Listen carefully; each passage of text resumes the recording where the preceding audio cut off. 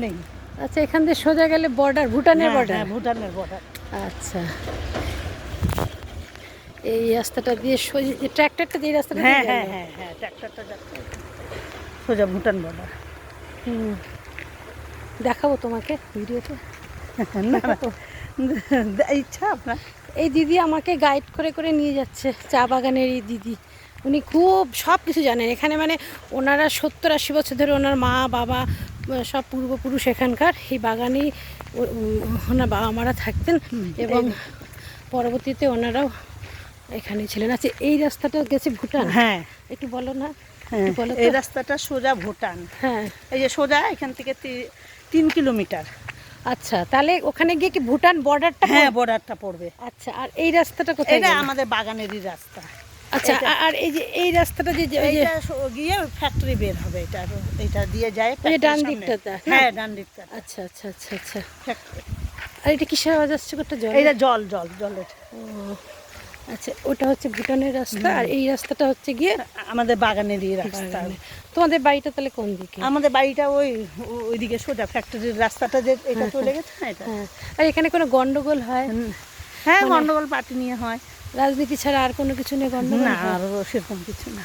আর এখানে তোমাদের এখানে বিয়ে ঠিক হয় না মেয়েদের? হ্যাঁ, হ্যাঁ। ছেলেরা কি যৌতুক নেয়? হ্যাঁ, মানে এখনো তো ডিমান্ড করে না, এখনকার তো ওইরকম ইয়ে হয়ে যায়, কিন্তু এখনো হয় নাই সেরকম কিছু, আমাদের সামনে আসেনি। আচ্ছা, আর এখানে তোমার রাত্রিবেলায় কোনো জন্তু জানোয়ার বেরোয়? হ্যাঁ, হাতি। হাতি? হ্যাঁ। ও বাবা, এগুলো কি হাতি নিয়ে নাকি? না না, এগুলো গরু। আচ্ছা, এখানে কখন হাতিটা কোথা দিয়ে আসে? হাতিটা আসে আপনার ওই জলঢাকা ফরেস্ট হয়ে ঢুকে হ্যাঁ, এই দিকটা। কোন দিকটাতে বেরোয় হাতিটা? হাতিটা এই পাশ দিয়ে, মানে এই যে এই আমাদের পাশ দিয়ে হাতিটা আসে? বাগান দিয়ে। হ্যাঁ, বাগান ও, দিয়ে। এসে কি জন্য আসে? জল খেতে না এমনি? না না, এটা পাম্পের থেকে জল না না, উঠছে। হাতিগুলো যে আসে এটা কি জল খেতে আসে? না না, জল খেতে না, এই যে এখানে যা পাবে খাবার, ও, ফল টল, আচ্ছা আচ্ছা গাছগাছালি। আচ্ছা। আর এটা কি লুকসান চা বাগান? হ্যাঁ, পুরোটাই তো না? হ্যাঁ, পুরোটা। লুকসান চা বাগান কত বড় না? হ্যাঁ। অনেকটা। আর তুমি শিব মন্দিরটা যে বললে এই এটা যে কত দূর?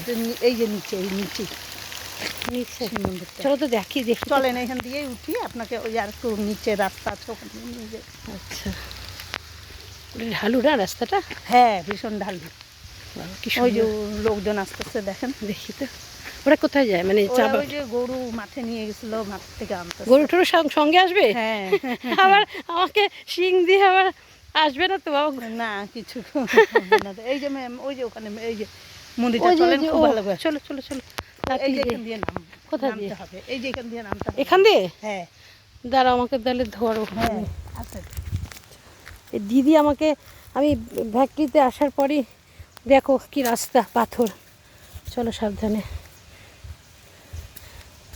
পড়ে গেলে খুব ভালো লাগবে এদিকে। ভালো লাগবে না? হ্যাঁ, তার মধ্যে আমার শিব শুনেই কিরকম লাগলো। তবে ভিতরে যদি তালা না থাকে আপনি যেতে ও পারেন। বাবা, খোঁচা খেলাম কিছু রে।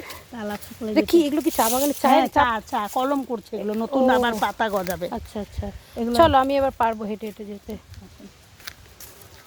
সরু ঢালু রাস্তা, যাচ্ছি।